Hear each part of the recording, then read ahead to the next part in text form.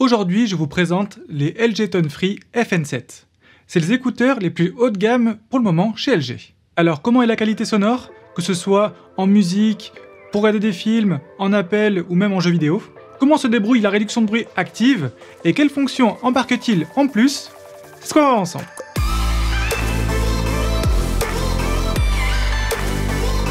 Bonjour à tous, c'est Kevin, bienvenue sur la chaîne iBordelais, où je vous parle de technologie en transformant le terme technique en usage, pour que vous soyez sûr d'acheter le bon produit et que vous sachiez comment l'utiliser. N'oubliez pas, il y a au moins une vidéo par semaine sur la chaîne, donc pensez bien à vous abonner.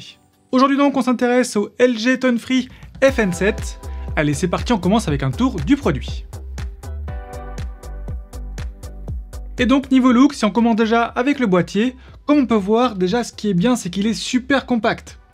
Donc c'est vraiment tout petit et donc ça rentrera facilement dans n'importe quelle poche. Niveau matériaux, j'ai droit à un plastique mat, comme vous pouvez le voir ici, qui prend les traces de doigts mais quand même assez peu. Donc là vous voyez, on ne les voit presque pas, même pas du tout. Chose à savoir qui est super, c'est que le boîtier permet la recharge par induction, donc juste à poser du coup sur un pad de chargement sans fil et automatiquement le boîtier et les écouteurs à l'intérieur se chargeront. Le boîtier est aussi compatible avec la fonction UV Nano. C'est une fonction qui permet d'éliminer 99,9% de certaines bactéries grâce à des rayons UV.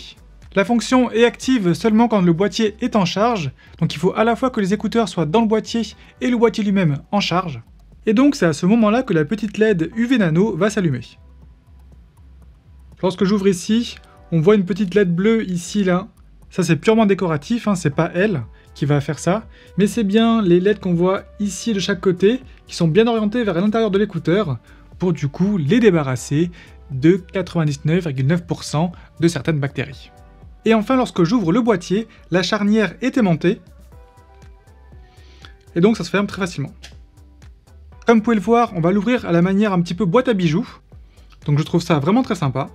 Et donc là, on retrouve les écouteurs, avec le petit logo Meridian juste ici, et le logo LG qui est sur le dessus ici. Contrairement au boîtier, les écouteurs sont eux en plastique brillant, et là pour le coup ça va beaucoup plus vite prendre les traces de doigts, on voit d'ailleurs une petite empreinte là sur la tranche. Niveau taille, ce qui est super, c'est qu'ils sont aussi hyper compacts, donc la tige en fait dans l'oreille va assez peu dépasser, vous voyez, ça reste vraiment très compact. Donc juste ici en haut de la tige, j'ai un petit picot, et donc ça c'est un repère pour me dire en fait où est-ce que je vais pouvoir accéder aux différentes commandes des écouteurs. Ce qui est bien, c'est que les commandes sont assez complètes et en plus, je vais pouvoir les personnaliser dans l'application. Et donc, si je vous montre, voilà ce que j'ai mis moi. Donc, le play pause à un tap. 2 taps, ça va être pour augmenter et diminuer le volume. Et ça, c'est vraiment super parce qu'il n'y a pas tous les écouteurs où on peut gérer le volume. 3 taps, ça va être chanson suivante ou précédente.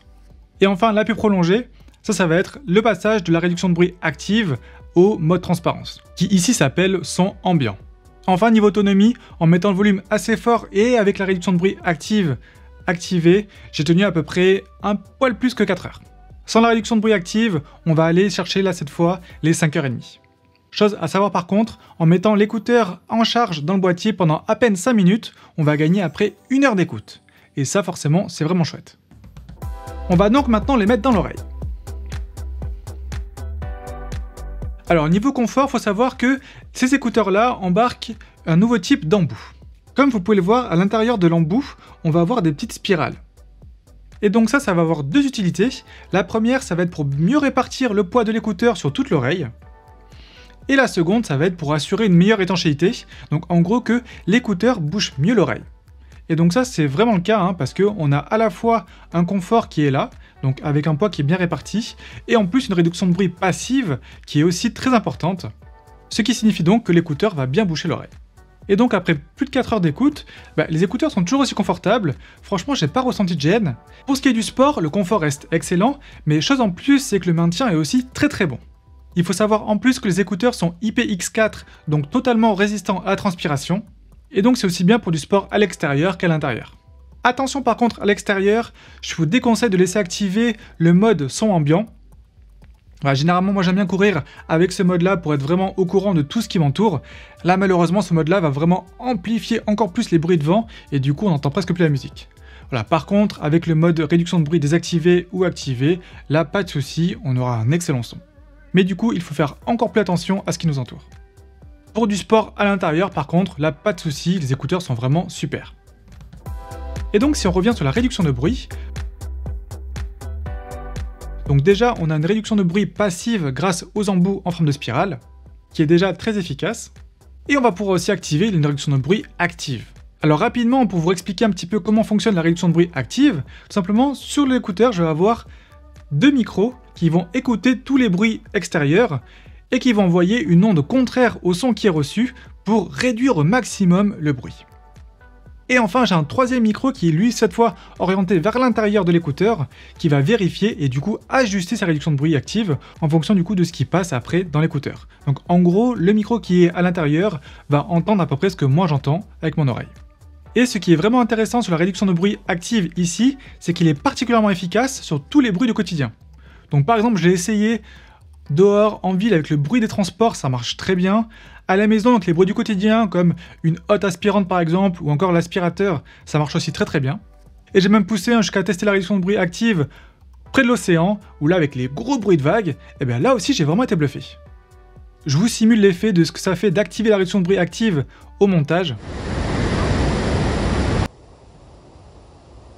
Comme vous pouvez le voir, on n'a pas une annulation totale du bruit, mais si jamais on rajoute de la musique, on n'entend plus rien. Enfin, j'ai aussi un mode transparence, donc c'est appelé son ambiant ici, donc en gros ça me permet de contrer la réduction de bruit passive due aux embouts. Et donc en gros me faire entendre comme si je portais pas les écouteurs. Ici elle est assez efficace, voire même un petit peu trop, parce que je trouve qu'il y a quand même beaucoup plus de bruit qui sont envoyés dans l'écouteur que de bruit vraiment qu'il y a autour. Donc ça peut être très efficace pour par exemple écouter quelqu'un qui est en train de nous parler, mais voilà, généralement je préfère enlever l'écouteur, en plus la musique se met en pause, j'écoute ce qu'on me dit, je réponds, et hop je remets l'écouteur et c'est bon. À l'écoute maintenant, il faut savoir que j'ai testé à la fois sur iPhone, mais aussi sur Android, donc là c'est un Oppo Find X3 Neo. Autant l'expérience que l'application se comporte à peu près pareil sur les deux OS, donc vraiment pas de souci que vous ayez un iPhone ou un Android. Dans l'application, ce qui est super, c'est que je vais avoir accès à un égaliseur. Donc il y a soit des paramètres prédéfinis qui ont été faits en collaboration avec Meridian, soit des paramètres que je vais pouvoir personnaliser. Alors rapidement, Meridian, qu'est-ce que c'est? Eh bien tout simplement, c'est une maison d'excellence du son anglaise. Donc en gros, c'est une entreprise qui est spécialisée dans la hi-fi haut de gamme. Alors là, forcément, c'est pas eux qui ont fabriqué ces écouteurs, c'est bien LG, mais par contre, ils sont occupés du traitement du son, et notamment de ces 4 paramètres prédéfinis de l'égaliseur. Et vraiment, le moins qu'on puisse dire, c'est que ces 4 paramètres-là sont vraiment au niveau. J'ai d'ailleurs beaucoup joué avec l'égalisation personnalisée ici, et j'ai jamais réussi à faire quelque chose de correct. Est-ce que c'est moi qui n'y arrive pas, alors d'habitude j'y arrive sur les autres écouteurs, ou alors est-ce que c'est l'égalisation du coup qui est pas terrible? J'en sais rien, mais dans tous les cas, je vous conseille un truc, c'est de le régler sur immersif, et là ce sera vraiment terrible. Pour écouter de la musique, c'est très bien, on a un son qui est assez équilibré, si jamais on veut plus de basse ou plus d'aigus, il y a un paramètre prédéfini qui va bien. Mais vraiment, celui que j'ai préféré c'est le immersif, voire le naturel, ça dépend des styles de musique. Chose à savoir en plus, le son est généralement meilleur avec la réduction de bruit active activée. Et enfin, les écouteurs sont aussi très bien pour écouter des podcasts. Mais c'est surtout sur les films et les jeux vidéo que je me suis vraiment rendu compte du boulot de Meridian sur justement l'immersion.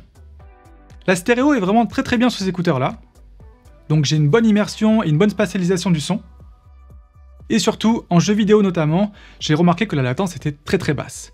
Et donc ça c'est vraiment super et c'est hyper rare sur des écouteurs sans fil. En particulier quand on a une marque différente entre l'écouteur et le téléphone. Et donc j'ai pu jouer sans problème à Genshin Impact et même à Call of Duty Mobile avec ces écouteurs. Pour ce qui est des appels, déjà niveau écoute, c'est très bien. J'entends très bien mon interlocuteur. Pour ce qui est du micro, déjà, le micro qui va capter notre voix est très bien placé parce qu'il est au bout de la tige juste ici. On voit juste ici là un petit trou, donc le micro est placé là. Et en plus, je vais avoir un autre micro qui est situé juste ici, donc au-dessus de la tige, qui lui va capter tous les bruits ambiants pour abaisser justement ces bruits ambiants afin que mon interlocuteur n'entende que ma voix.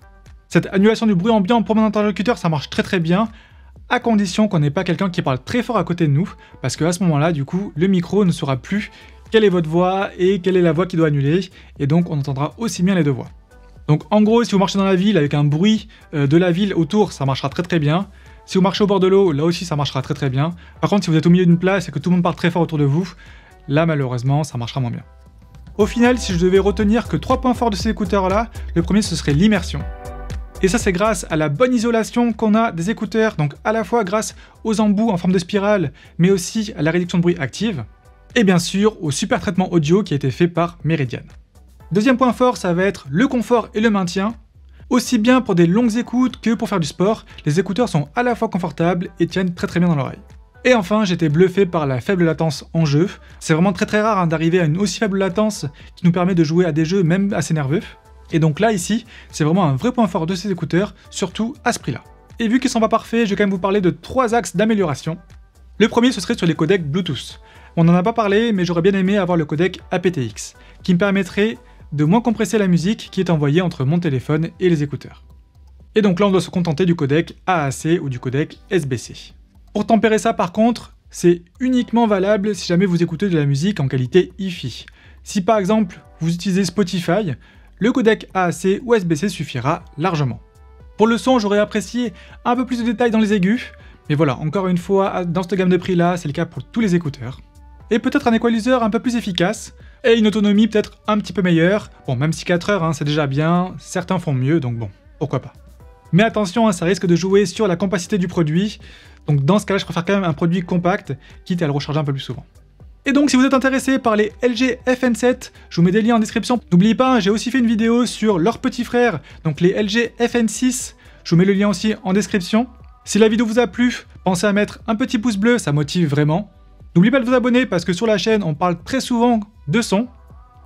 Et là, il y a des beaux produits qui arrivent. Et donc nous, on se retrouve très vite en live ou en vidéo.